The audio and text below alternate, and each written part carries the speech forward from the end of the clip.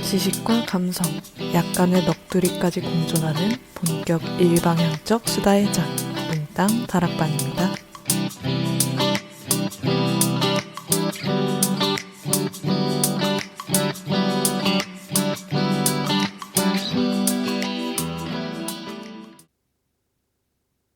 안녕하세요.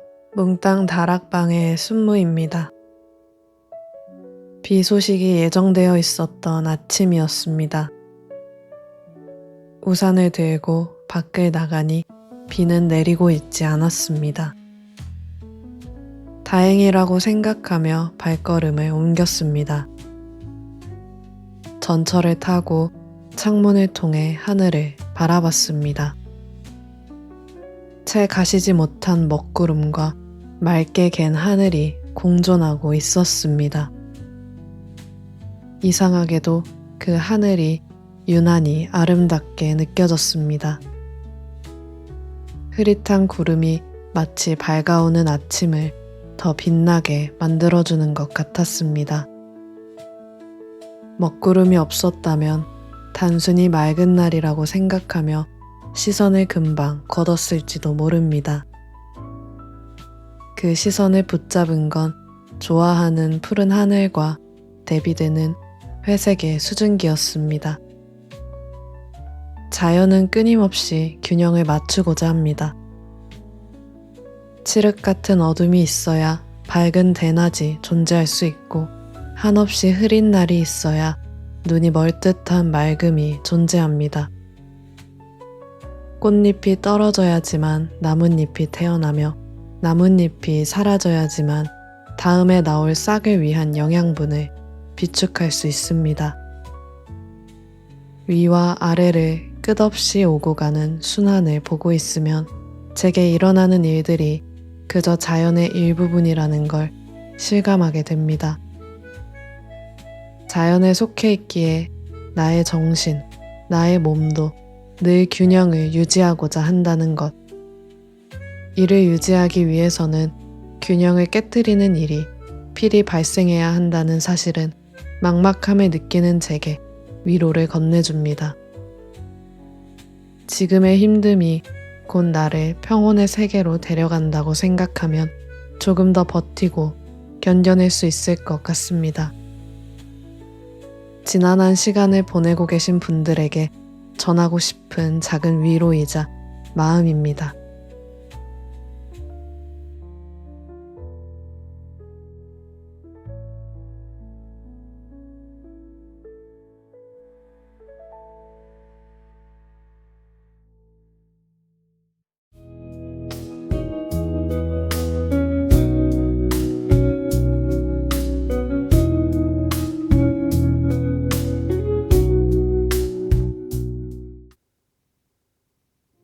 오늘 몽땅 다락방에서 다룰 책은 SF 단편 소설집 내게 남은 사랑을 드릴게요 입니다. 제목과 표지가 너무 익숙해 당연히 읽었을 거라 생각하고 다시 펼쳐든 책이었는데 읽으면 읽을수록 기억에 전혀 없는 내용이었습니다. 익숙하다고 생각해서 읽었다고 착각한 것 같으면서도 분명 읽었다는 이상한 확신이 번갈아서 머릿속을 지배했습니다. 독서를 기록하는 어플에 존재하지 않는다는 것까지 덧붙이니 처음 읽은 게 맞는 것 같습니다. 이제 기억과 느낌을 무조건적으로 믿으면 안 되겠다고 생각했습니다. 이 단편 소설집에는 이유리 작가의 내게 남은 사랑을 드릴게요, 김서혜 작가의 폴터가이스트, 김초엽 작가의 수부다니의 여름휴가, 설재인 작가의 미림 한 스푼, 천설란 작가의 뼈의 기록까지 총 5개의 단편이 실려 있습니다. 제가 좋아하는 김초엽, 천설란 작가의 글은 이미 읽었던 단편이었어서 책을 읽는데 긴 시간이 소요되진 않았습니다. 첫 단편을 읽고 너무 좋아서 이걸 소개해야겠다 싶었는데 뒤로 가면 갈수록 5편 모두가 저의 마음을 자꾸 흔들어서 어떤 단편을 골라야 할지 고민이 되었습니다. 끝부분에 읽은 소설들이 아무래도 기억에 많이 남아 더 좋은 인상을 주었을지도 모르겠습니다. 그래서 오늘 1부에서는 설재인 작가의 미림 한 스푼을, 2부에서는 천설란 작가의 뼈의 기록을 다루기로 했습니다. 만약 두 개의 이야기가 재밌게 느껴지셨다면 꼭 이 책 전체를 읽어보셨으면 좋겠습니다. 바깥에 있던 사람들이 움직임을 멈추고 소리를 내며 기화하기 시작한 건 한국 시간으로 3월 2일 0시 24분이었습니다. 어느 나라에서는 한낮의 점심시간이었고 또 어떤 나라에서는 저녁을 기대하며 퇴근하던 시간이었습니다. 사라진 사람들의 유일한 공통점은 거주지의 바깥에 있었다는 점이었습니다. 거주지의 기준을 두고 사람들은 끊임없이 논쟁했습니다. 주민등록상 거주지가 기준인 건가 싶다가도 모텔에 장기 투숙을 하는 사람들 혹은 가출을 했거나 디지털 노마드로 사는 사람들의 기화 여부는 불분명했습니다. 이런 논란은 그렇게 오래가지 못했는데 인간보다 위에 있는 어떤 존재가 그런 논란은 전혀 중요치 않다는 듯 일관된 태도를 보였기 때문이었습니다. 어찌됐든 주민등록상 거주지 근처, 벽돌이나 콘크리트로 사방이 막힌 집 안에 있으면 안전하다는 정보가 사실화되었고 한국 사람들은 발빠르게 정보를 입수해 방 안에 틀어박히기 시작했습니다. 주경은 미친 척 밖에 나가 죽어버릴까 생각했습니다. 고등학교 입학식 날만을 기다린 주경에게 지금 이 사태는 전혀 달갑지 않은 상황이었습니다. 집에서 벗어나기 위해 야간 자율학습이 가장 긴 고등학교를 일지망으로 지원했었습니다. 주경에게는 집보다 바깥이 숨 쉴 틈이 없고 안전한 곳이었기 때문입니다. 주경은 죽는 것을 그토록 오래 바라왔으나 막상 바깥으로 한 발자국만 나가면 가능해지니 망설이는 자신을 보며 조금 놀랐습니다. 주경을 머뭇거리게 만드는 데에는 죽는데 고통이 얼마큼인지 알 수 없다는 것이 그 이유였습니다. 기화되는 순간 너무나 고통스러워 생을 바라게 된다면 죽는데 실패하고 고통을 지닌 채로 숨만 붙어 있게 된다면 등등 걷잡을 수 없는 상상은 주경의 고민을 더욱 깊고 길게 만들었습니다. 며칠 뒤 세상에 존재하는 모든 모니터가 켜졌습니다. 화면 안에는 물먹은 솜처럼 보이는 꼬질꼬질한 무언가가 허공에 자막을 뱉고 있었습니다. 그때까지만 해도 한국인들은 이 화면이 전 세계에 송출된다는 사실을 몰랐습니다. 그 자막은 놀랍게도 한국어였기 때문입니다.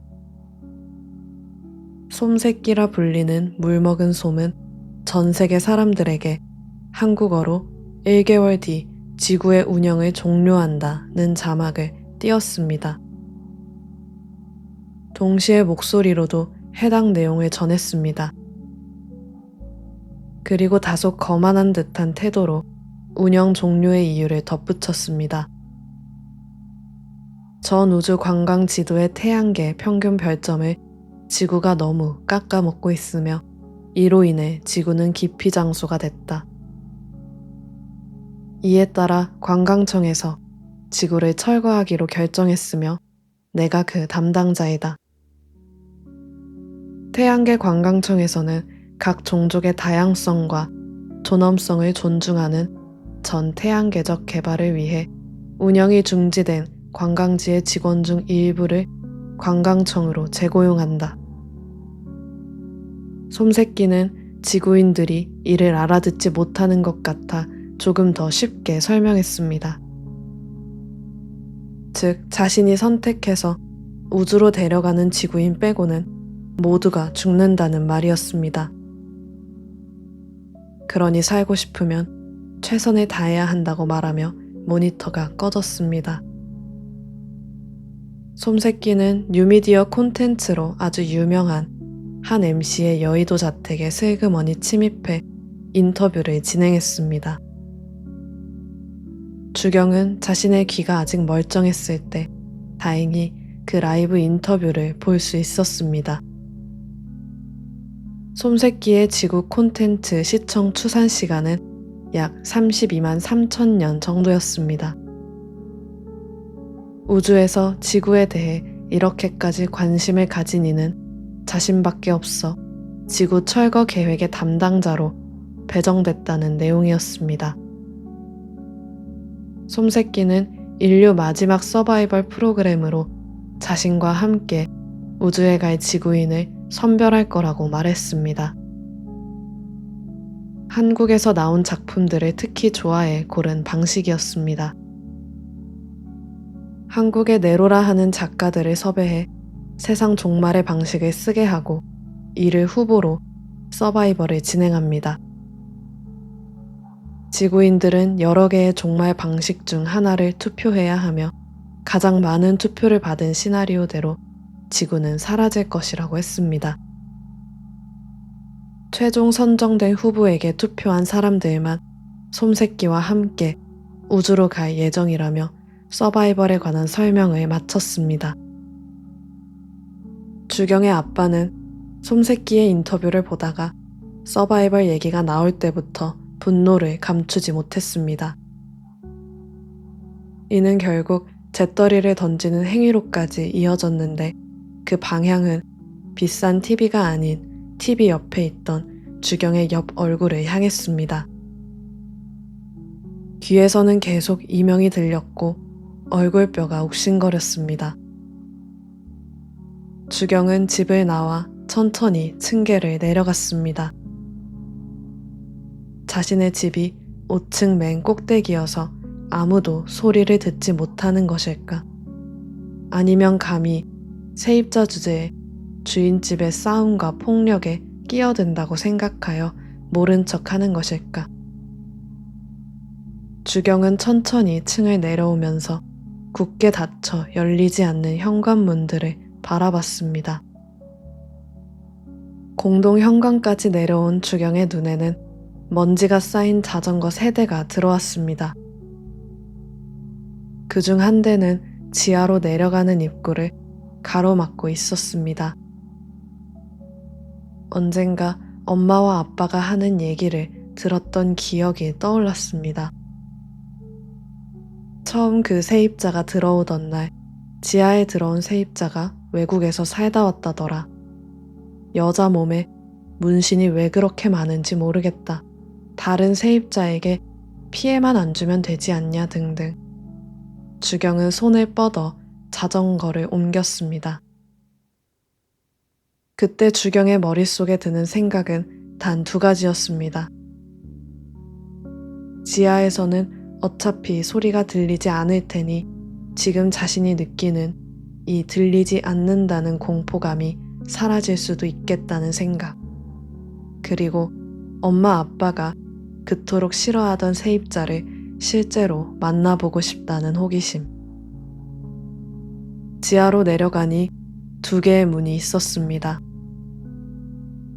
예전에 들은 바로 지하에는 창고와 방이 1개씩 있다고 했던 게 떠올랐습니다.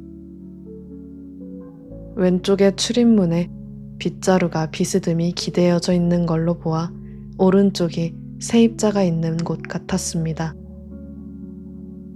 오른쪽 문에는 B101이라는 번호가 붙어 있었습니다. 귀에서는 계속 이명이 들려 주경은 숨을 죽이고 천천히 벽에 등을 기댔습니다. 긴장이 풀려서인지 팔다리가 뻐근하게 아파왔습니다. 조금 주저하다가 바닥에 엉덩이를 대고 앉았습니다. 주경은 코가 축축하게 젖어드는 걸 느꼈습니다. 정말로 울고 싶지 않았는데, 감정은 드러내지 않는 멋진 사람이 되고 싶었는데 자꾸 아무 때나 눈물이 났습니다. 주경은 지하의 어둠 속에서 고요한 시야와 소란한 이명에 압도되어 울었습니다. 그때 B101호의 문이 열렸습니다. 주경이 가장 시끄럽게 울고 있던 때였습니다. 방의 주인이 무어라고 말을 했지만 주경은 들을 수 없었습니다. 주경과 미림은 지구의 운명이 솜새끼의 서바이벌로 정해지기로 결정된 날 처음 서로를 발견하게 됩니다. 지구는 어떤 작가의 종말 시나리오대로 끝나게 될까요? 지옥 같던 주경의 삶에 미림은 어떤 역할로 개입하게 될까요?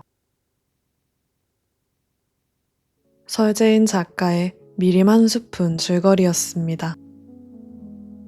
이 단편은 특별한 친구의 추천을 받아 밀리의 서재에서 먼저 읽었습니다. 지구의 종말이 한국이 그토록 좋아하는 서바이벌 형식으로 결정된다는 설정, 주경을 향한 미림의 이유 없는 선택 등등 짧은 분량임에도 마음속 깊은 곳을 건드리는 부분들이 많은 소설이었습니다. 또 재밌었던 부분은 우주에서 솜새끼가 유일하게 지구를 애정하는 외계 생명체라는 점이었습니다. 쉽게 말하면 지구 오타쿠로서 등장하면서 지구를 향한 광기 어린 애정을 보이는 캐릭터가 웃기면서도 이상했습니다. 매력적인 캐릭터를 구축하는 힘이 대단하다고 느낀 지점이었습니다. 밀리의 서재로 먼저 읽고 도서관에서 책을 빌려 또 한 번 읽었는데 밀리에 업로드 되어 있는 것과 책에 실린 소설의 내용이 조금씩 달랐습니다. 줄거리에는 포함되어 있지 않지만 후반부에 미림이 주경의 집을 찾아가는 장면이 있습니다. 밀리에서는 케이시라는 존재가 등장하며 지금은 세상에 없는 미림의 전 애인으로 나옵니다. 미림은 그에게로부터 받은 선물을 개봉하고 주경을 보러 갈지 말지 고민하는데 책에서는 케이시가 나오지 않았습니다. 두 가지 버전을 모두 읽고 난 뒤 개인적으로 책에 실린 소설이 좀 더 매끄럽다고 느꼈습니다. 밀리에 있는 소설은 케이시가 등장하면서부터 어떤 설정 하나가 추가됐는데 궁금증은 불러일으켰지만 제대로 마무리되지 못한 채 소설이 끝난 느낌이었습니다. 한편으론 미림과 케이시의 존재를 모호하게 만들어 SF적인 요소를 더 가미한 것일 수도 있겠다는 생각이 들었습니다.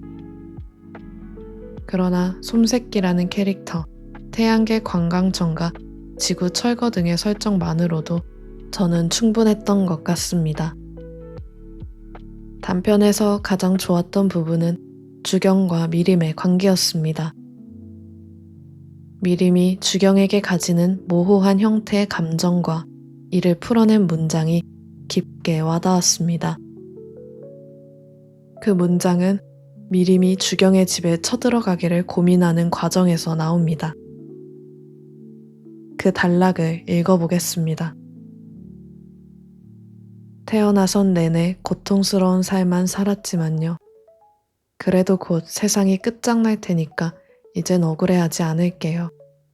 라고 아이가 두 손을 늘어뜨린 채 천천히 말하며 자신의 입에서 나오는 소리를 듣지 못하니 과연 제대로 말하고 있는 것인지도 의심하며 멍하니 눈만 끔뻑거릴 때마다 지상의 것들에 대해 화가 치밀었기 때문에 그래서 보여주고 싶었다. 너를 위해 누군가가 시간과 힘을 쓰는 날이 생길 때도 있단다. 그것이 금세 무용해진다 하더라도 그 누군가는 별로 상관하지 않고 그저 네가 원했으니까 너라는 사람이 이 결과를 필요로 했으니까 노력을 기울였을 거야. 살다 보면 아주 가끔 그런 순간을 마주하는 때가 있어서 그게 나머지 5,200만 겁의 허름하고 꾀죄죄한 결들을 잊게 만들지. 미림과 주경의 세상이 서로에게 닿은 지는 한 달도 채 되지 않았습니다. 만난 횟수는 30일 중에서도 손에 꼽을 것입니다. 그럼에도 미림이 평소라면 하지 않았을 선택을 주경을 위해 내린다는 점이 좋았습니다. 누군가에게는 납득이 가지 않을 선택일 수 있으나 앞서 말한 그 문단이 이에 대한 답변처럼 느껴지기도 합니다. 우리가 긴 시간을 함께 하지 않았어도, 소중한 무언가를 나누지 않았어도 그저 너라는 이유만으로 위험을 감수하겠다는 선택을 내릴 수 있다는 걸 보여주는 장면은 꼭 저한테도 그런 순간이 올지도 모른다고 말해주는 것 같았습니다.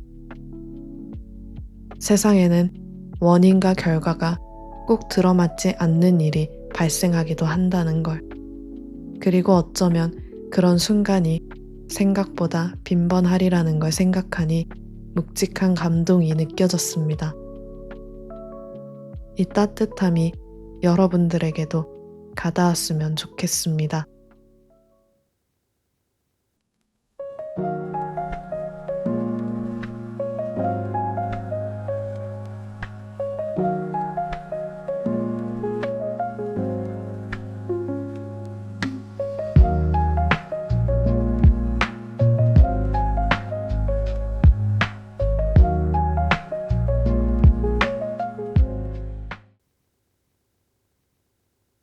이 부에서 소개할 단편은 천설란 작가의 뼈의 기록입니다.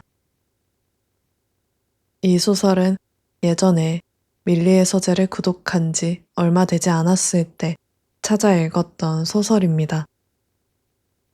시간이 꽤 지난 일이라 대략적인 줄거리만 기억하고 있었는데 이번에 읽으면서 다시 한번 깊게 매료되었습니다.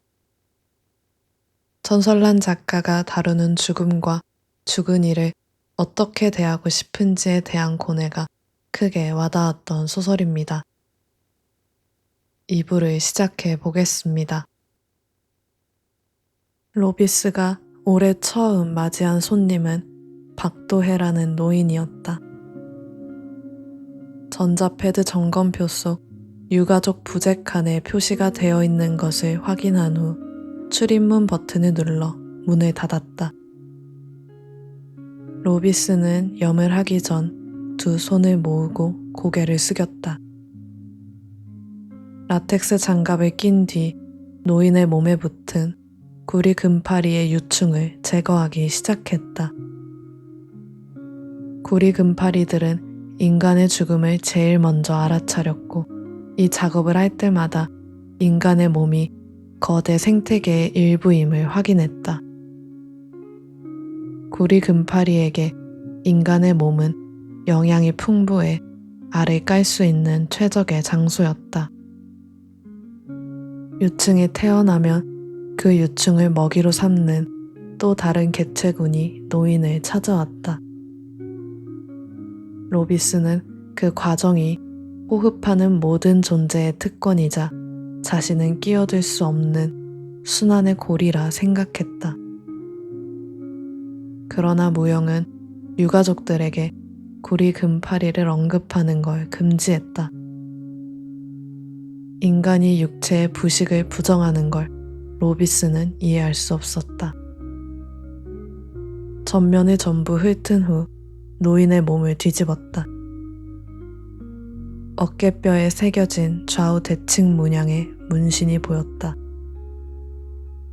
로비스는 그 형태를 메모리에 인식했다. 언젠가 무영에게 날카로운 니들로 표피를 뚫고 진피까지 들어가 몸에 잉크를 박는 일을 인간들은 왜 하는지 물어본 적이 있었다. 무영의 손목, 발목에도 문신이 있었으므로 적절한 답을 해주리라 기대했다. 무영은 멋이라고 대답했다. 큰 의미 없이 좋아하는 것들을 새기는 것일 뿐이라고. 로비스는 인간들이 죽은 뒤에도 문신이 가장 오래 남는다는 걸 아는지 궁금했다. 이 노인도 멋으로 새긴 것이었을까? 로비스는 모든 것에 질문을 던졌고 그 종착지는 헤아림이었다. 염을 행하는 안드로이드가 가져야 할 가장 기본적인 태도였다. 망자를 헤아리고 남은 이들을 헤아리는 것. 영안실 밖 의자에는 모미가 앉아 있었다. 모미는 파란색 손걸레를 쥐고 있었고 뒤꿈치가 구겨진 실내화 위에 두 발을 가지런히 올려두었다. 로비스가 모미의 옆에 앉았다. 모미가 손걸레를 반대편 손으로 옮겼다. 둘은 말없이 벽을 함께 응시했다. 한참을 그렇게 있다가 모미가 먼저 말을 걸었다. 오늘 찾아온 손님의 이름과 그 한자를 물으며 심심한 대화를 나누었다.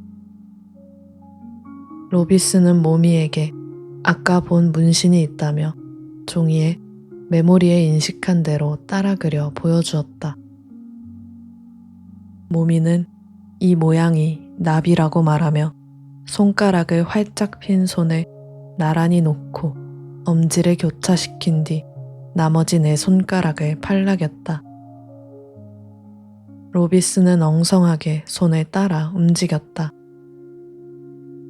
천천히 손가락을 펄럭였다. 로비스의 손은 마치 한 마리의 나비 같았다. 복도불이 꺼지고 경비원이 모미와 로비스를 향해 2번 손을 흔들었다. 모미가 자리에서 일어나며 즐거웠다고 말했다. 로비스는 내일 보자고 답했다. 그들의 대화는 항상 이렇게 마무리되었다. 두 번째 손님은 레나였다. 23세, 사인은 척골동맥 절단으로 인한 과다출혈, 자살이었다. 유가족은 친언니 한 명으로 로비스가 염을 하는 것에 동의했다. 서명란에 쓰인 이름은 첼. 항공우주군 대위인 첼이 기자들의 질문에 대충 대답을 하다가 곧 얼굴을 찡그리며 자리를 떠나는 장면을 뉴스에서 본 적이 있었다. 영안실의 문을 닫으려는 찰나 첼은 자신이 들어가서 염하는 것을 보는 게 가능한지 물었다. 로비스는 가능하지만 경우에 따라 고인의 육신을 보는 일이 불쾌하게 여겨질 수 있다는 주의사항을 읊었다. 첼은 로비스의 말이 끝나기도 전에 영안실로 들어가 레나가 누워있는 스테인리스 침대 옆 의자에 앉았다. 로비스는 라텍스 장갑을 꼈다. 레나의 몸을 닦으며 로비스는 레나의 변형된 발가락과 발목뼈를 보았다. 굽지 않은 등과 곧은 목뼈, 말리지 않은 어깨가 보여주는 삶의 단서를 훑어 내려갔다. 레나의 뼈는 말하고 있었다. 뼈가 하는 말은 더 길고 깊은 삶의 전체다. 오랜 시간 반복되어야만 생기는 굴곡. 레나는 몸을 쓰는 인간이었다. 한참 뒤 첼이 재밌는 얘기를 해보라며 말을 걸었다. 로비스는 첼의 시선이 레나에게 고정되어 있는 것을 보며 첼이 누군가와 레나의 이야기를 하고 싶은 것이라고 생각했다. 로비스는 레나의 몸에서 가장 얇은 피부가 어디인지 아냐고 물었다. 첼은 잠시 고민하더니 모르겠다고 대답했다. 로비스는 입술이라고 말했다. 레나뿐만 아니라 인간의 몸에서 가장 얇은 피부였다. 반대로 가장 두꺼운 부분은 손바닥 아래쪽과 발 뒤꿈치였다. 그 부분은 날카로운 곳에 찔려도 피가 잘 나지 않는다고 말했다. 첼은 흥미롭다는 표정을 지었다. 그런 보편적인 것 말고 레나만이 가지고 있는 건 없냐고 물었다. 로비스는 레나의 몸을 마저 닦으며 뼈라고 대답했다. 뼈는 한 인간이 생을 다할 때까지 성장하고 변형된다. 레나의 뼈는 누구와도 같지 않아 고유했다. 첼은 혼잣말로 뼈라는 말을 곱씹었다. 모든 일이 끝날 때쯤 첼이 한 번 더 말을 걸었다. 아름답지? 로비스는 아무런 대답도 할 수 없었다. 로비스는 영안실 밖 의자에 홀로 앉아 벽을 응시했다. 얼마 뒤 청소 도구 카트에 오래된 바퀴가 굴러가는 소리가 들렸다. 모미가 손걸레를 쥔 손으로 무릎을 짚으며 아주 느리게 로비스의 옆에 앉았다. 오늘 떠난 이에 관한 간단한 대화가 오고 갔다. 로비스는 아름다운 것이 어떤 건지 모미에게 물었다. 모미는 시계의 분침이 반바퀴를 돈 뒤에야 손으로 나비를 만들었다. 어떤 나비든 나비의 그림자는 같다는 동일성. 그러나 그 나비들은 모두 각각 다른 개체라는 차별성. 손으로 만든 나비는 진짜 나비가 될 수 없다는 불가능성. 그것이 아름다움이라고 모미는 설명했다. 같고 다르고 불가능을 이야기하는 것. 로비스는 모미의 말을 들으며 자신에게 아름다운 건 뼈라고 생각했다. 모두가 가지고 있지만 모두가 다르고 존재하지만 볼 수 없다는 불가능성을 지녔기 때문이었다. 모미는 로비스의 대답을 듣고는 잠시 생각하더니 이내 웃음을 보였다. 경비원이 손을 흔들었고 모미는 오늘도 즐거웠다고 로비스는 내일 보자고 말했다.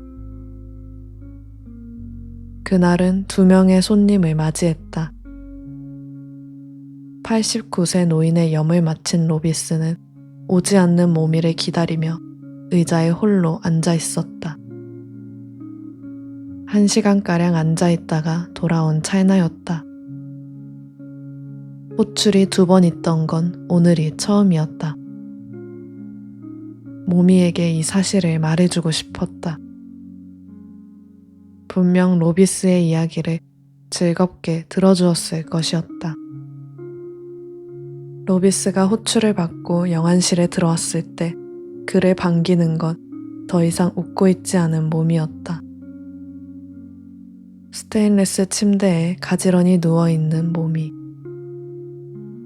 무영은 휴게실에 앉아있는 모미를 직원이 발견했다고 말하며 한숨을 쉬곤 영안실에 나갔다. 유가족 없음. 로비스에게 직접 염을 받길 선택했음. 방부 처리하지 않고 곧바로 화장 예정. 로비스는 천천히 라텍스 장갑을 꼈다. 그리고 2 손을 모아 고개를 숙이며 말했다. 모미님, 마지막 가시는 길 정성을 다하겠습니다. 로봇이 등장하는 소설을 가장 잘 쓰는 사람은 천설란 작가이지 않을까 생각했습니다. 청개의 파랑, 랑과 나의 사막 등 유난히 천설란 작가의 소설에는 로봇이 자주 나오는데 늘 그들을 마음에 품고 끙끙 앓는 저를 발견하곤 합니다. 소설이 아니라면 안드로이드라 불리는 인간 형태의 로봇을 잘 접하진 않아서 이제는 활자로 접하는 로봇들이 익숙하게 느껴집니다. 그들이 화자가 되면 인간이 가진 생명체로서의 특징을 좀 더 확실히 체감할 수 있어서 좋아하는 것 같습니다. 뼈의 기록의 초반부에서도 이 부분이 등장합니다.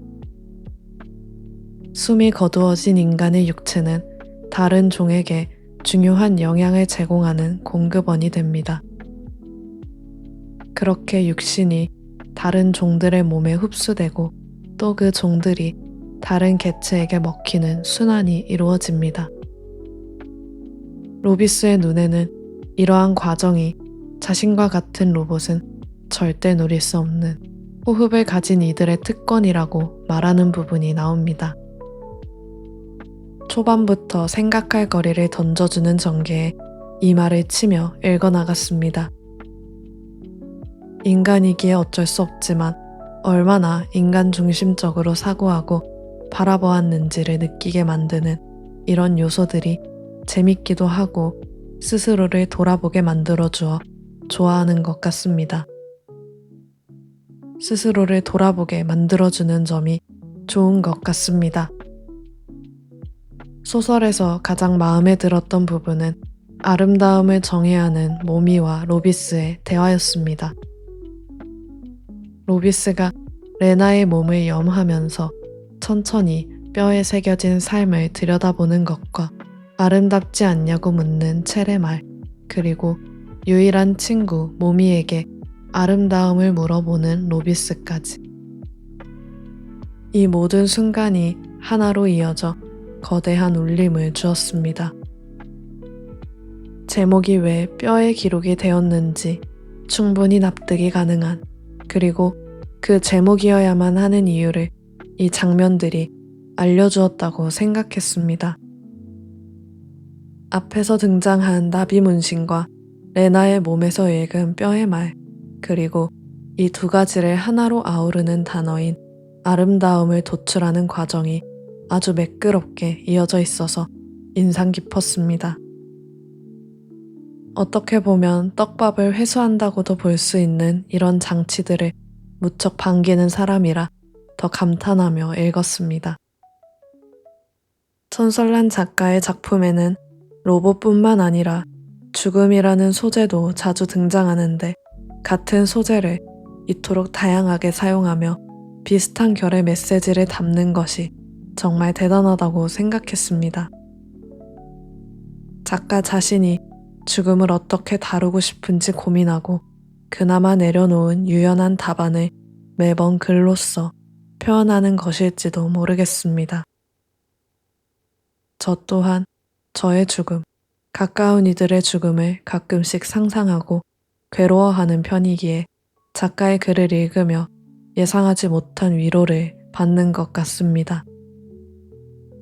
관심을 가지는 주제가 겹친다는 것, 그 주제를 하나의 멋진 이야기로 만들고 이를 접할 수 있다는 사실에 감사한 마음이 듭니다. 늘 다른 형태지만 같은 크기의 위로와 힘을 주는 작가라고 생각합니다. 설란 작가님을 좋아하신다면 꼭 읽어보면 좋은 단편입니다.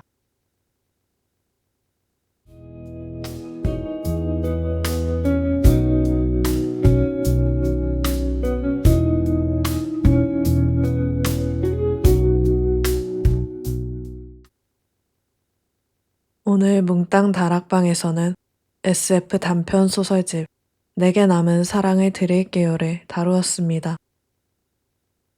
소개한 두 단편도 좋지만 소개하지 못한 세 개의 단편 소설들도 정말 재밌고 참신한 내용들이 가득 담겨 있습니다. 오늘 에피소드를 재밌게 들으셨다면 책으로 5개의 소설을 모두 읽어보셨으면 좋겠습니다. 책의 마지막에 실린 유튜버 겨울서점의 짧은 해석도 이야기에 살을 붙여주어서 마지막 장까지 빈틈없이 즐길 수 있으리라 생각합니다. 저의 취향에 맞는 현실과 맞닿아 있는 SF를 원하시는 분들에게 안성맞춤인 책입니다. 오늘도 시간을 내어 청취해 주셔서 감사합니다. 객관적인 지표로 보면 3, 40분이라는 시간은 하루의 아주 적은 부분을 차지하지만 어떻게 보냈느냐에 따라 나에게 끼치는 영향은 생각보다 클지도 모릅니다. 제 이야기를 듣는 그 시간만큼은 오롯이 편안하기만 했으면 합니다. 얼굴을 모르고 직접 만나본 적이 없음에도 이 이야기로 연결되어 있다는 점 하나만으로도 저는 청취자분들의 안녕을 바랍니다. 그럴 수 있는 삶에 감사하며 저는 다음에 또 재미있는 얘기로 찾아오겠습니다. 몽땅 다락방의 순무였습니다.